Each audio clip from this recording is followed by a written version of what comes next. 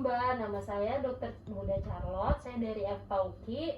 Saya boleh minta waktunya sebentar nggak Mbak? Boleh dok. Nah, pada hari ini saya akan memberikan penyuluhan sebentar mengenai apa itu DBD atau demam berdarah denggi hingga sampai ke pencegahan dari DBD ini. Sebelumnya Mbak namanya siapa? Nama saya Paula dok.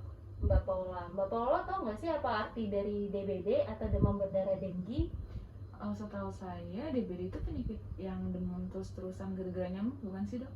Hampir benar sih Mbak. Jadi DBD itu atau demam berdarah denggi ini merupakan penyakit yang disebabkan oleh virus denggi Mbak. Biasanya virus ini berada di dalam tubuh nyamuk.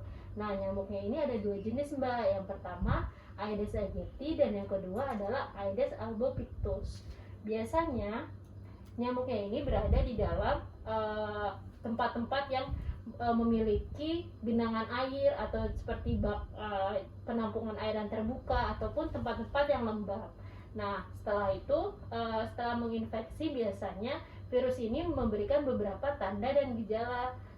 Kira-kira Mbak tahu nggak sih tanda dan gejala dari penyakit DBD ini? Yang setahu saya sih demam terus-terusan ya dok. Itu doang sih dok, setahu saya. Nah, biasanya memang demam itu merupakan gejala yang paling umum, Mbak. Selain demam, biasanya muncul ada nyeri-nyeri. Nah, nyeri-nyerinya ini biasanya ada di otot, bisa nyeri di bagian mata, kemudian bisa nyeri di bagian nyeri kepala. Selain itu, bisa muncul bintik-bintik merah atau rom-rom merah yang ada di kulit. Nah, selanjutnya gejala yang biasa ditemukan adalah mual dan muntah. Dan yang paling parah itu kalau misalnya sudah mulai ada perdarahan Mbak. Biasanya perdarahannya ini seperti berupa mimisan ataupun perdarahan yang ada di gusi. Untuk pertolongan pertamanya, yang pertama bisa diberikan minum sebanyak mungkin Mbak.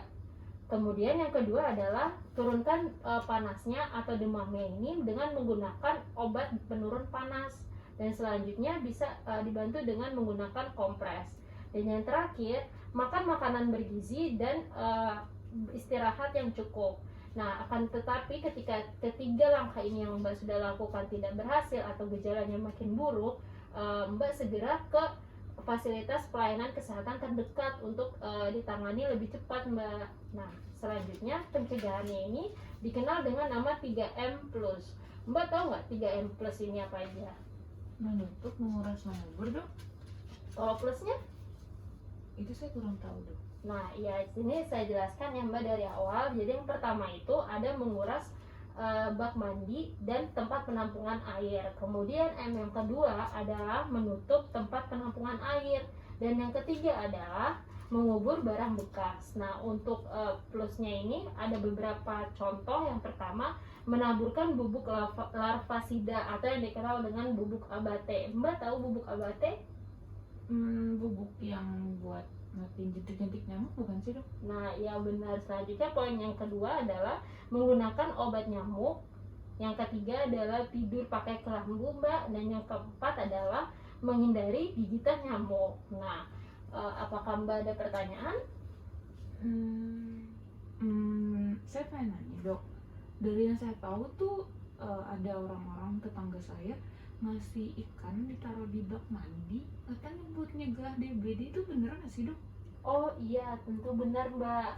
Jadi ikan itu nanti akan memakan jentik-jentik nyamuk sehingga perkembangbiakan nyamuk itu dapat dicegah. Lalu sekaligus bisa mencegah terjadinya DBD atau mewabahnya DBD di sekitar lingkungan Mbak. Jadi memang ikan itu sangat bermanfaat untuk mencegah DBD Mbak, ikan-ikan kecil tersebut. Lalu apakah Mbak ada pertanyaan lagi?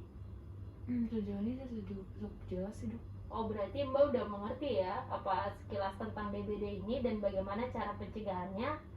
Sudah dok. Oke, kalau begitu terima kasih atas waktunya ya Mbak. Ya, Dadah.